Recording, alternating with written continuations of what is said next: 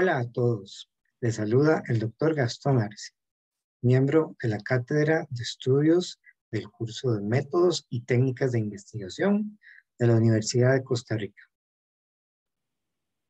En esta oportunidad hablaremos acerca del análisis de los datos cuantitativos. Exploraremos algunas técnicas de recolección de datos. Hablaremos acerca de los instrumentos y especialmente de las técnicas que podríamos implementar a través de softwares para el análisis en la parte cualitativa de la investigación. Hemos establecido como objetivos de aprendizaje de esta unidad revisar los procesos para el análisis de los datos cuantitativos, realizar un reconocimiento de los métodos estadísticos fundamentales que el estudiante podría implementar en la elaboración de sus investigaciones, conocer cuáles podrían ser algunas de las pruebas o métodos estadísticos que se pueden desarrollar a través de la utilización de algunas herramientas, interpretar e interrelacionar distintas pruebas estadísticas para poderlas desarrollar en sus proyectos, así como conocer la estadística descriptiva y la influencia de las paramétricas y las no paramétricas dentro de los enfoques de investigación. Antes de empezar, hagamos un breve recuento de qué son las implicaciones del análisis de los datos cuantitativos. En primera instancia, tenemos que tener presente que para hacer este tipo de análisis o investigación, debemos hacerla mediante la utilización de programas computacionales y tomando en cuenta cuáles van a ser los niveles de medición que requerimos de las variables y las estadísticas que vamos a necesitar en nuestro proceso de investigación. Podemos encontrar dos enfoques. Por un lado, el inferencial, que tiene que ver con análisis un poco más complejos, en donde podríamos enfocarnos en la parte de análisis paramétricos, análisis no paramétricos o análisis multivariados. Y por otro lado, quedarnos en un enfoque un poco más descriptivo del asunto. Simplemente realizando nuestros análisis a través de los softwares que hemos elegido y describiendo los resultados para con base en estos poder señalar cuáles son nuestras conjeturas.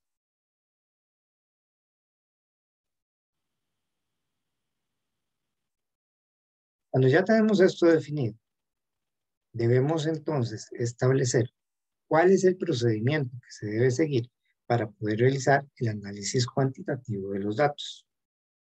Lo primero siempre es tener codificado nuestro instrumento para que el traslado de los datos a nuestra matriz sea transparente. Una vez codificados, la información es transferida a la matriz, es guardado el archivo y limpiado de errores. Y en este proceso, el investigador tiene que hacer una profunda revisión de estos instrumentos y de estos materiales, así como de todos los datos que son alimentados dentro de la matriz, para que el resultado sea lo más fiable posible. El análisis cuantitativo normalmente se lleva a cabo mediante computadoras y software especializado en el análisis de esta información. El proceso para efectuar el análisis estadístico lo podemos dividir en 7 fases distintas. En primera instancia, la fase 1 tiene que ver con la elección del software apropiado que nos va a servir para poder desarrollar los estudios sobre las variables independientes y dependientes que hemos establecido durante el diseño de nuestra investigación. En la fase 2, vamos a ejecutar el programa elegido. Mediante esta ejecución, vamos a pasar a la fase 3, en donde vamos a explorar, describir, visualizar los datos por variables y vamos a realizar un análisis descriptivo de estas variables para poder alimentar los datos dentro del software elegido de forma transparente. En la fase 4, evaluamos la confiabilidad y la validez de los datos que hemos incorporado dentro del proceso. En la fase 5, vemos si los datos reunidos nos permiten analizar las hipótesis mediante el análisis estadístico inferencial de la información que hemos alimentado en la matriz. En la fase 6, realizamos un análisis adicional de los datos y de los constructos que podamos formar para, por último, preparar los resultados que vamos a presentar del informe o del proyecto que andamos desarrollando.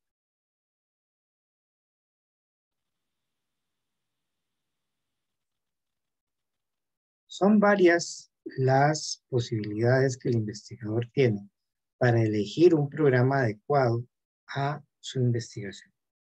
Dentro de las aplicaciones más utilizadas podríamos citar al SPSS, software que vamos a utilizar dentro de nuestros ejemplos y que tenemos disponible en los laboratorios de nuestra escuela en la facultad para el uso de los estudiantes.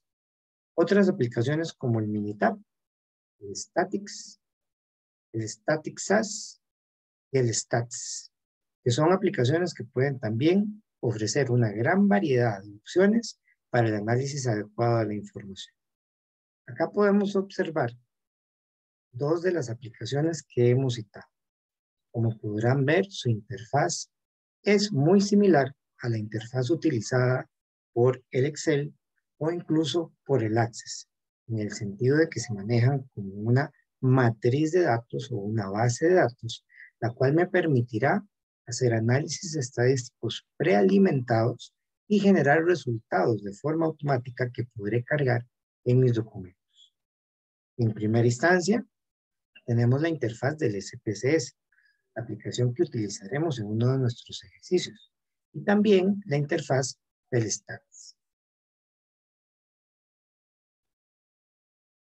El procedimiento que debemos de seguir siempre antes de comenzar se circunscribe a revisar la base o la matriz de datos que construimos dentro de nuestro software. En la matriz de datos siempre tendremos las variables de investigación en cada una de las columnas.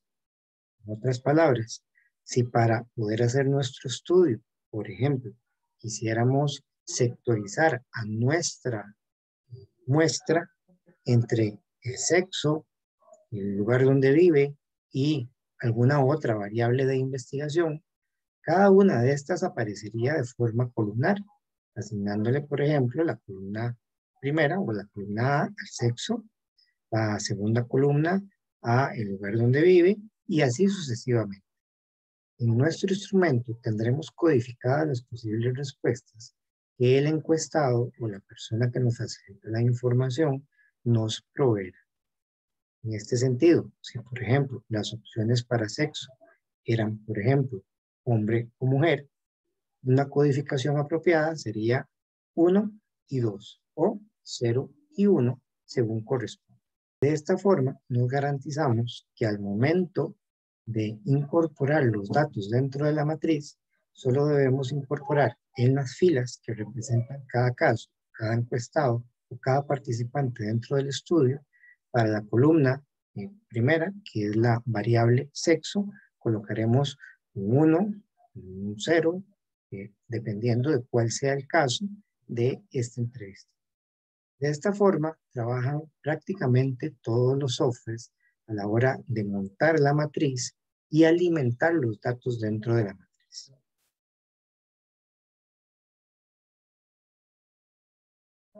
Las acciones que debemos emprender para revisar la base de datos o matriz de datos que estamos construyendo normalmente se circunscriben en primera instancia a solicitar y evaluar las distribuciones de frecuencias.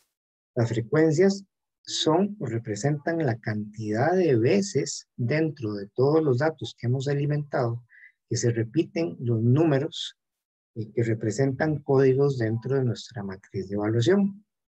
Debemos evaluar la matriz, verificar que no hayan datos perdidos o datos ocultos, generar tablas de contingencia, generar razones y con esto nos garantizaremos que una vez que tengamos bien estructuradas las definiciones operacionales y la forma de cómo se desarrolló el instrumento o instrumentos de medición, tengamos datos coherentes a la hora de extraer información de la matriz.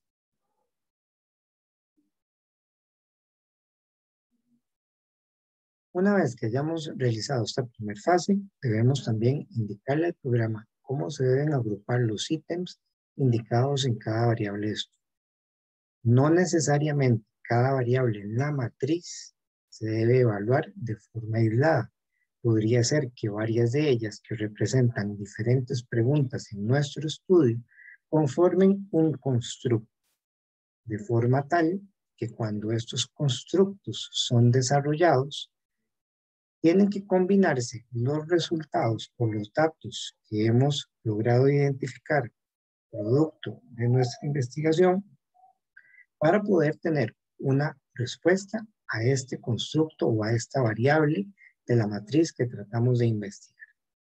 Varias variables, o sea, varias columnas, podrían corresponder a un constructo más grande, como por ejemplo la satisfacción de la relación, que puede estar regida por varias variables aisladas, como el género, la edad, la definición del noviazgo, la importancia de la pareja o la pareja ideal. De esta forma, si realicé en nuestro instrumento preguntas sobre cada una de estas variables aisladas, puedo sumar, restar, multiplicar o dividir los resultados entre sí de acuerdo a lo que he determinado como mi constructo para poder analizar una variable de mayor grado. Un segundo tema importante a rescatar es que cuando realizamos análisis, muchas veces los análisis van a depender de tres factores diferentes: el nivel de medición de la variable, la manera como se formulan las hipótesis que pueden corresponder a la necesidad de poder de alguna forma combinar los resultados de varias variables, y obviamente el interés del investigador, el cual se circunscribe a un objetivo concreto en ese análisis de variables que se realiza. Como les mencioné al principio, estaremos realizando varios ejercicios a través de la plataforma SPSS, plataforma que el estudiante puede bajar en línea desde la página que se indica en este enlace a través de seguir el link y hacer una descarga de prueba de 30 días. Para eso el estudiante deberá hacer uso de un instrumento, el cual vamos a llenar con casos hipotéticos y a través del cual levantaremos una matriz en el software para poder hacer algunos ejercicios de datos. Esto lo desarrollará cada uno de los profesores con su grupo de estudiantes. A continuación, citaremos algunos de los análisis que es posible hacer mediante esta aplicación. En primera instancia, podemos hacer un análisis de estadísticas descriptivas de cada una de las variables. Y el primero de ellos podría ser la distribución de frecuencias o puntuaciones que hay de cada una de las variables. En pantalla tenemos un ejemplo de este tipo de análisis. Tenemos información estadística de los datos válidos, en donde, por ejemplo, en este caso, tenemos una participación o una población estudiada de 1.418, de los cuales 99 datos están perdidos. Y sobre cada una de las variables podemos definir cuántas de ellas fueron respondidas dentro del instrumento. Tenemos la cantidad de frecuencias, o sea, las veces que fue elegida cada una de estas variables, el porcentaje con base 100 de las que fueron elegidas y los porcentajes válidos y los porcentajes acumulados de las variables. Regularmente, la distribución de frecuencias puede incluir otros datos, como por ejemplo las categorías, que son los valores de las variables, los códigos, que son propiamente los valores sobre los cuales el encuestado está eligiendo, la frecuencia absoluta, la relativa en términos porcentuales, la frecuencia relativa válida, que son los datos válidos dentro de 100% de los datos evaluados, y la frecuencia acumulada, que son justamente los datos que acabamos de ver en el cuadro análisis. Estos mismos datos pueden ser presentados por la aplicación de forma gráfica, situación que recomendamos altamente para la introducción a los documentos una vez que es desarrollada la información. Los gráficos que genera la aplicación pueden ser de barras, de pastel, de porcentuales con leyendas a un lado, arriba, abajo, según el criterio o diseño que prefiera el investigador.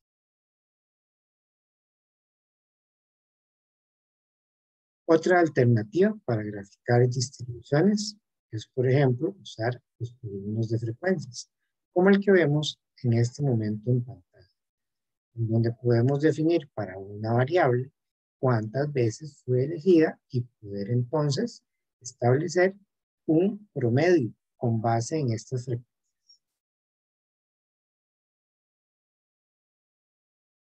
Tenemos también otras informaciones que el sistema puede generar a partir de los datos que estamos analizando en las frecuencias. Podríamos tener la media, la mediana o la moda.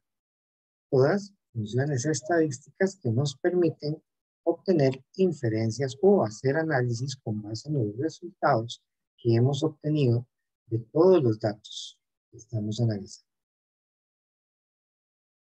Las principales medias de variabilidad que podríamos obtener son, por ejemplo, el rango, la desviación estándar o la desviación típica, la varianza, el número máximo, el número mínimo, la asimetría o la cortosis.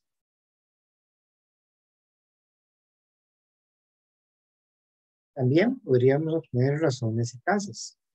La razón entre dos entes o dos categorías o una tasa, en cuyo caso estaríamos hablando de la relación entre el número de casos, la frecuencia o los eventos de una categoría y el número total de las observaciones que se hicieron multiplicadas por un múltiplo de ellas, ya sea 100 o 1000.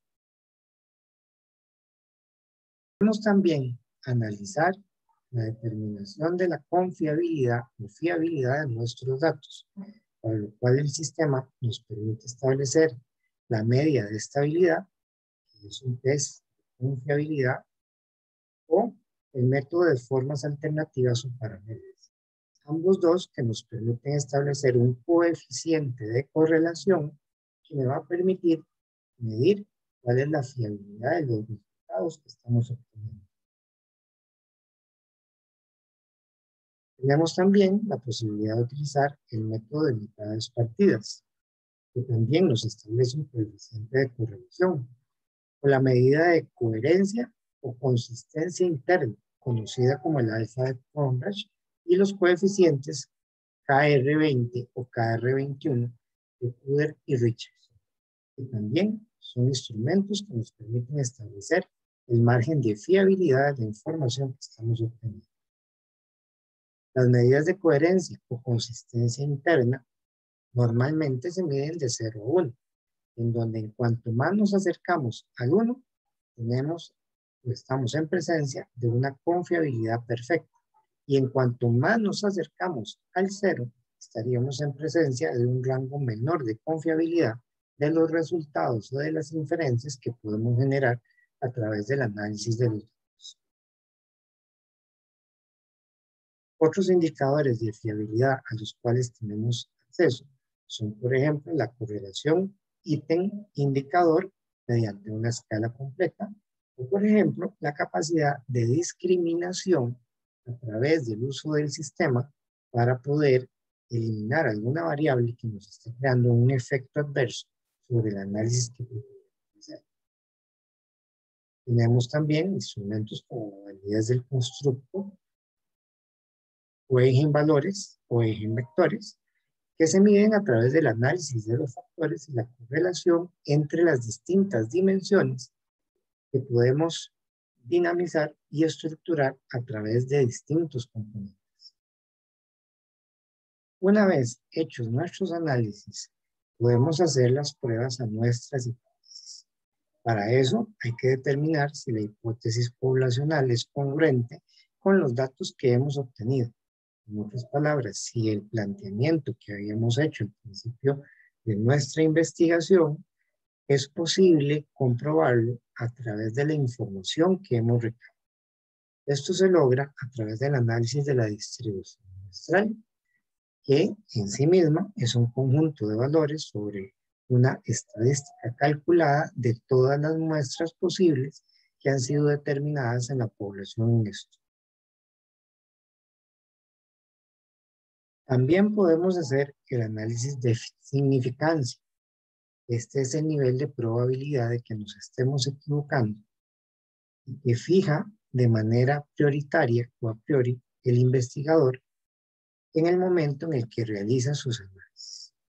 En pantalla vemos la interfaz del STATS, en donde, en el caso de esta aplicación, podemos establecer cuál es ese nivel de significancia que andamos buscando, para que el mismo sistema nos pueda establecer la fiabilidad de los datos que queremos analizar.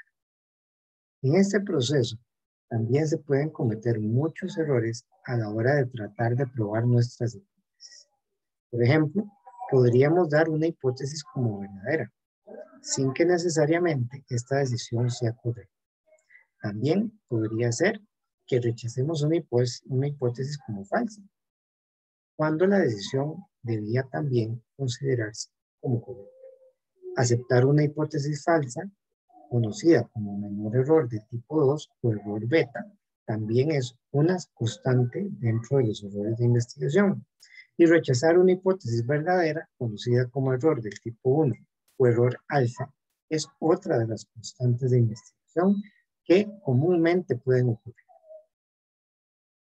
Algunos de los análisis paramétricos que podríamos realizar a nuestros datos van a tener ciertas condiciones. En primera instancia, algunas premisas de los datos paramétricos es que la distribución de la población de la variable dependiente es normal la mayoría de las veces. El nivel de medición de las variables es por intervalos o razones. Y cuando dos o más poblaciones son estudiadas, tienen una varianza homogénea, según lo que podríamos determinar con las distintas pruebas. Dentro de estos mecanismos o principales métodos o pruebas para el análisis paramétrico, podemos encontrar el coeficiente de correlación de Pearson y regresión lineal, la prueba T, que nos permite establecer la diferencia en cuanto a las respuestas en dos poblaciones, la prueba de contraste de las diferencias de proporciones, estableciendo la proporción de cada uno de los grupos analizados para poderlos comparar, el análisis de variancia unidireccional, o conocido como NOVA, en un sentido, one way, el cual se dedica a hacer el mismo análisis de la prueba T, pero en más de dos grupos completamente. El análisis de varianza factorial, ANOVA, y el análisis de covarianza, ANCOVA. En el caso del análisis no paramétrico, también partimos de varias premisas. En primera instancia, para realizar estos análisis, el universo o población no necesariamente va a tener una distribución normal como regularmente la tenemos en los análisis paramétricos. El nivel de medición de las variables no es por intervalos o por razones. Y cuando dos o más poblaciones son estudiadas, no necesariamente van a poseer una varianza homogénea. Para este tipo de análisis, algunas de las posibilidades son el chi cuadrado, los coeficientes de correlaciones e independencia para tabulaciones cruzadas, los coeficientes de correlación por rangos ordenados de Sperman o de Kendall, y algunos otros coeficientes que los sistemas pueden sacar también de forma automática.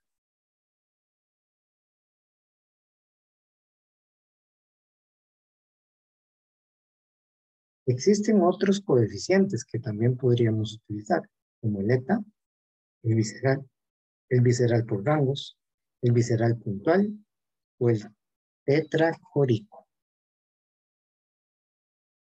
Una vez que usted ha terminado de analizar los datos a través de la matriz con el software que ha elegido, debe preparar los resultados para presentarlos.